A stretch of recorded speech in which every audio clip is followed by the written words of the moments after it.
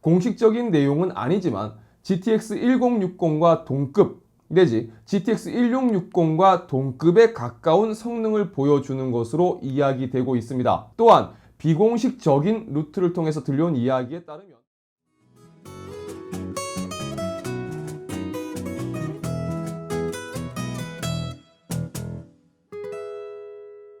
올라 러비다토입니다. 반갑습니다. 엔비디아의 GTX 1660 슈퍼가 출시된 지 3주 정도가 지났습니다. 그리고 연말을 겨냥한 엔비디아의 신규 엔트리급 모델 라인의 폭격은 아직 끝나지 않았습니다. 지난 10월 23일 비디오카스가 공개했던 GTX 1650 슈퍼의 출시일이 11월 22일이었기 때문입니다. 바로 이번 주입니다. 비디오카스에서 밝힌 1650 슈퍼의 출시일, 즉 엠바고 해제 일자는 현재 11월 22일이 맞는 것으로 이야기되고 있습니다. 1660 슈퍼가 출시된 지 고작 3주가 지났을 뿐인데 또 다른 제품이 출시되는 것에 혼란을 느끼는 분들도 분명 계실 거라고 생각됩니다. 1660 슈퍼는 보란듯이 1660 Ti를 팀킬했으며 벤치 테스트를 통해서도 1660 Ti와 거의 동급의 성능을, 그리고 보다 강화된 메모리 성능으로 인해서 프레임 유지율과 작동에 있어서 좀 더 안정적인 모습을 보여주었습니다. 또한 국내 판매 가격을 기준으로 30만원대가 넘는 1660 Ti보다 상대적으로 낮은 20만원대 가격을 유지하면서 더욱더 확실한 확인 사살을 진행했죠. 물론 그렇다고 해도 이 가격적인 메리트가 너무너무 크다고 말씀드리기는 어려울 것 같습니다. 그냥 보니까 한 5만원 정도 차이가 나는 것 같긴 한데 개인별 체감도에 따라서 이 차이가 기대보다 못할 수도 있기 때문이죠. 그래도 1660 슈퍼는 성공적으로 시장 진입을 했고 기존 1660 Ti를 아주 기분 좋게 싹 발랐다고 생각할 수 있을 것 같습니다. 내가 겨우 7개월 만에 이렇게 될 거라고는 생각 못 했는데 니네 꼭 그랬어야 되냐? 니넨 그러면 안 됐어. 꼭 그렇게 다 가져가야만 속이 우랬냐? 그러면 1650 슈퍼는 어떨까요?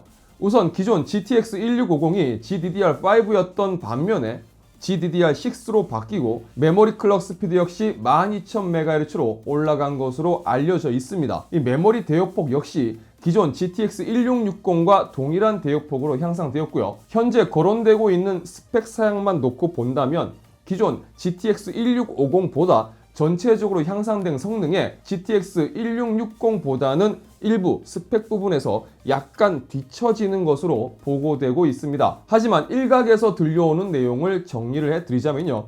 공식적인 내용은 아니지만 GTX 1060과 동급 내지 GTX 1660과 동급에 가까운 성능을 보여주는 것으로 이야기되고 있습니다. 또한 비공식적인 루트를 통해서 들려온 이야기에 따르면 GTX 1650 슈퍼의 출시와 더불어 GTX 1660과 GTX 1650의 생산 중단도 진행되고 있는 것으로 알려졌습니다. 결국 상식적으로 생각해봐도 이해되는 부분에서는 슈퍼 라인업으로의 전체적인 세대 교체가 마무리되는 그림이고요. 기존 제품 라인의 단종과 더불어 2020년 새로운 세대를 준비하는 그림이라고 볼 수 있을 것 같습니다. 많은 분들이 궁금해하시는 다음 세대, 즉 암페어에 대해서는 상당수 예측하는 부분에서 2020년 CES를 통해 그 존재가 공개되고 컴퓨텍스를 통해서 공식적인 출시가 진행되는 것이 아닐까라는 예측이 가능성의 부분에서는 높다고 보여집니다. 물론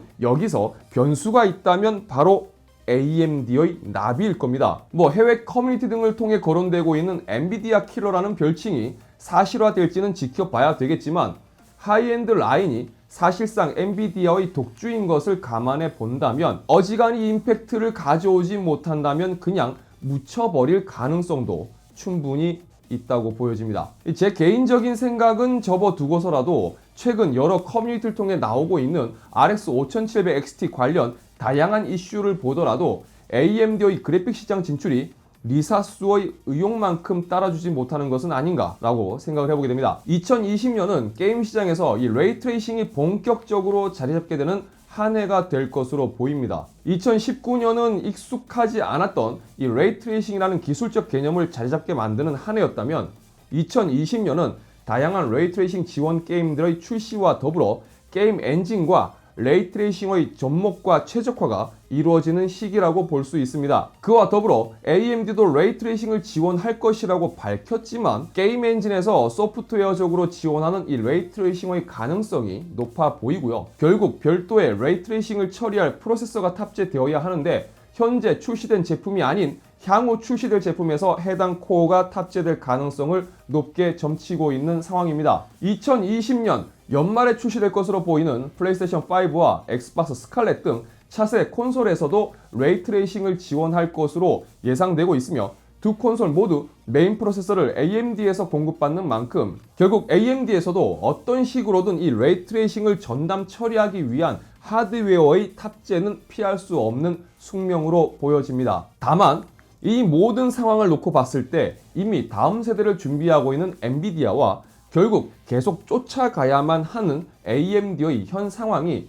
내년에도 그대로 재현될 가능성이 높아 보이고요. 파스칼에서 튜링까지 아키텍처 세대 교체에 무려 2년 3개월이나 걸렸던 상황에서 2018년 9월 RTX 2080 Ti가 출시된 것을 감안해 볼 때 만약 내년 CES에서 암페어가 공개될 경우 가을에 출시되더라도 이전보다는 훨씬 빠른 속도의 아키텍처 교체와 일각에서 조심스럽게 예상하고 있는 파스칼에서 튜닝으로 세대 교체가 이루어졌을 때보다 훨씬 높은 성능 향상을 기대할 수 있는 것이 아닐까라는 이야기처럼 드디어 QHD의 보편화와 4K 해상도 게이밍의 본격적인 시작이 내년에는 가능해지는 것은 아닐지 지켜볼 필요가 있을 것 같습니다. 자, 오랜만에 여러분들께 정보 영상으로 인사를 드렸습니다.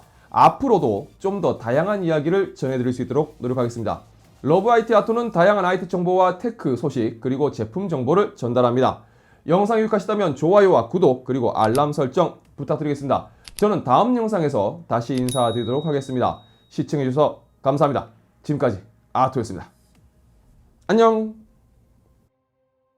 그 제품 라인업이 굉장히 촘촘해졌다고 말씀들이 많죠. 저도 사실 그 부분에 대해서 계속 이야기를 했었는데 아마 1650 슈퍼까지 나오게 된다면 이후에는 이제 라인업들이 싹 좀 정리가 되지 않을까 예상을 해봅니다. 그런데 그렇다고 해도 그 정리된 라인업이 유지되는 기간이 그렇게 길지는 않을 것 같아요. 뭐 내년 CES에서 만약 암페어가 공개가 되고 그 다음에 정식 출시까지 조금 시간이 걸린다 치더라도 컴퓨텍스에서 만약에 정식 출시 관련해서 마무리가 된다고 하면 지금 새롭게 바뀐 이 슈퍼라는 라인업 결국은 그 수명도 뭐 길게 봐야 1년이 채 안 될 것 같다라는 생각이 듭니다. 뭐 그만큼 뭐 하드웨어의 발전 속도가 좀 더 빨라졌다라는 부분에서 생각해 본다면 뭐 그것도 일견 납득은 되지만 소비자 입장에서는 너무 자주 이 라인업이 바뀌는 부분으로 인해서 상대적으로 박탈감 혹은 제품 업그레이드나